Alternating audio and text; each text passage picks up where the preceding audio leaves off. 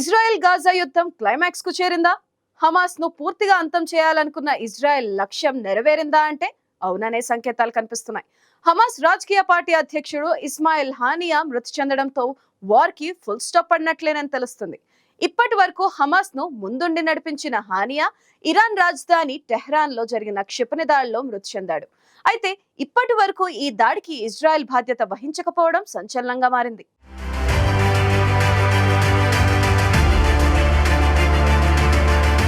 గతేడాది అక్టోబర్లో ఇజ్రాయెల్పై హమాస్ దాడి చేయడంతో అప్పటి నుంచి రెండు వర్గాల మధ్య భీకర యుద్ధం కొనసాగుతోంది. హమాస్ను పూర్తిగా అంతం చేసేదాకా యుద్ధాన్ని విరమించబోమని ఇజ్రాయెల్ ప్రధాని నెతన్యాహు స్పష్టం చేశారు. ఓవైపు శాంతి చర్చలకు ప్రపంచ దేశాలు ప్రయత్నిస్తున్నా గాజాపై ఇజ్రాయెల్ దాడులు కొనసాగిస్తోంది. ఇప్పటికే ఈ యుద్ధంలో 39,000 మందికి పైగా పాలస్తీనీయులు మృతి చెందారు. అయితే భవిష్యత్తులో గాజా నుంచి ఇజ్రాయెల్కు ముప్పు ఉండకూడదని భావిస్తున్న నెతన్యాహు హమాస్ను పూర్తిగా అంతమొందించాలని భావిస్తున్నారు. తాజాగా ఈ యుద్ధంలో ఇజ్రాయెల్ విజయం సాధించింది. హమాస్ రాజకీయ పార్టీకి అధ్యక్షుడు ఇస్మాయిల్ హనియేను ఇజ్రాయెల్ ఆర్మీ హత్య చేసింది. ఇరాన్ రాజధాని టెహ్రాన్లో ఆయన నివాసంపై ఇజ్రాయెల్ రాకెట్ దాడి చేసింది. ఈ దాడిలో హనియోతో పాటు ఆయన ఇరానీ బాడీగార్డ్ కూడా మృతి చెందినట్లు హమాస్ ప్రకటించింది. టెహ్రాన్లోని ఇస్మాయిల్ హనియో నివాసంపై జయోనిస్టులు దాడి చేశారని, ఈ దాడిలో మా సోదరుడు హమాస్ అధ్యక్షుడు ఉద్యమ నాయకుడు ముజాహిద్ ఇస్మాయిల్ హనియో అమరులయ్యారని హమాస్ ప్రతినిధి తెలిపారు. ఇరాన్ కొత్త అధ్యక్షుడు మసూద్ పెజెష్కియాన్ ప్రమాణ స్వీకారం కార్యక్రమంలో పాల్గొన్న తర్వాత ఆయన నివాసానికి చేరుకున్న వెంటనే ఈ దాడి జరిగిందని తెలిపారు. హనియో మృతిని ఇరానియన్ రివల్యూషనరీ గార్డ్స్ ధృవీకరించింది. అయితే హనియోపై దాడి తామే చేసినట్లు ఇజ్రాయెల్ ఇప్పటి వరకు అధికారికంగా ప్రకటించలేదు.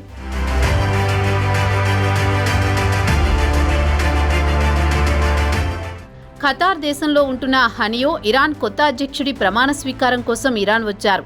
ఈ కార్యక్రమంలో పాల్గొని తిరిగి ఇంటికి వెళుతున్న సమయంలో జరిగిన దాడిలో ఆయన చనిపోయారు. ఇక హనియో మరణంపై హమాస్ కీలక ప్రకటన చేసింది. హనియోపై దాడి కుట్రపూరిత చర్య అని, దీనికి బదులు తప్పదంటూ ఇజ్రాయెల్పై ప్రతీకార హెచ్చరికలు జారీ చేసింది.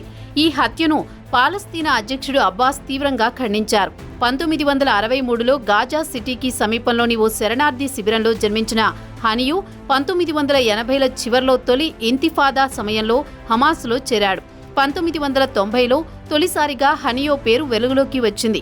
హమాస్ వ్యవస్థాపకుడు అహ్మద్ యాసిన్కు అత్యంత సన్నిహితుడిగా రాజకీయపరమైన సలహాలిస్తూ ఆయనకు కుడిభుజంగా మారాడు. అంచెలంచెలుగా ఎదుగుతూ సంస్థలో అనేక ర్యాంకులు చేపట్టాడు. 2004లో ఇజ్రాయెల్ దాడుల్లో అహ్మద్ యాసిన్ హతమైన తర్వాత హమాస్లో కీలక పాత్ర పోషించాడు. 2006లో పాలస్తీనా స్టేట్ ప్రధానిగా ఎంపికై గాజా స్ట్రిప్ను పాలించాడు. అయితే 2007 జూన్లో పాలస్తీనా నేషనల్ అథారిటీ అధ్యక్షుడు మహమూద్ అబ్బాస్ అతన్ని పదవి నుంచి తొలగించారు. నాటి నుంచి గాజాలో ఫతా హమాస్ యుద్ధం జరుగుతోంది. ఇక 2017లో హనియే హమాస్ చీఫ్గా ఎన్నికయ్యాడు. దీంతో అమెరికా ఇస్మాయిల్ను గ్లోబల్ టెర్రరిస్టు జాబితాలో చేర్చింది. 2019లో గాజా స్ట్రిప్ను విడిచి వెళ్లిపోయిన హనియే అప్పటి నుంచి ఖతార్లో ఉంటున్నాడు.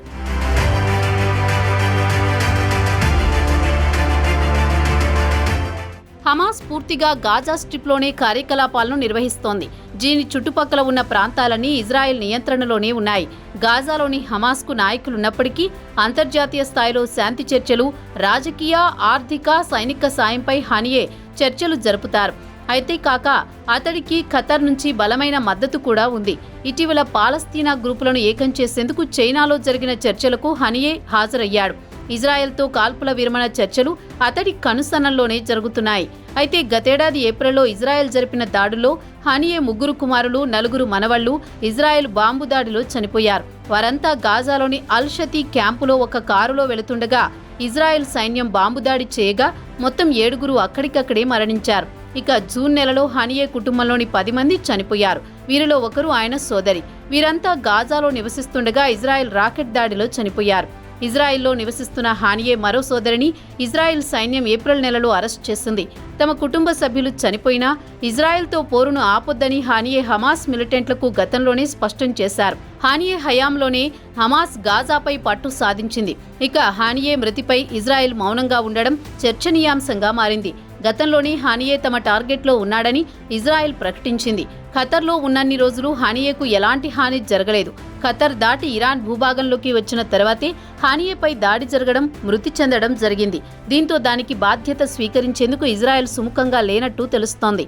గతంలోనూ పలు దాడులు చేసిన ఇజ్రాయెల్ వ్యూహాత్మకంగా మౌనంగానే ఉంది. ఇరాన్లో దాడి చేయడం వెనుక కూడా ఇజ్రాయెల్ మాస్టర్ ప్లాన్ వేసినట్టు తెలుస్తోంది. తమ దేశానికి వచ్చిన అతిథిని రక్షించుకోలేని స్థితిలో ఇరాన్ ఉందనే సంకేతాలను ప్రపంచ దేశాలకు పంపేందుకు ఇజ్రాయెల్ టెహ్రాన్ వేదికగా దాడి చేసినట్లు ప్రచారం జరుగుతోంది.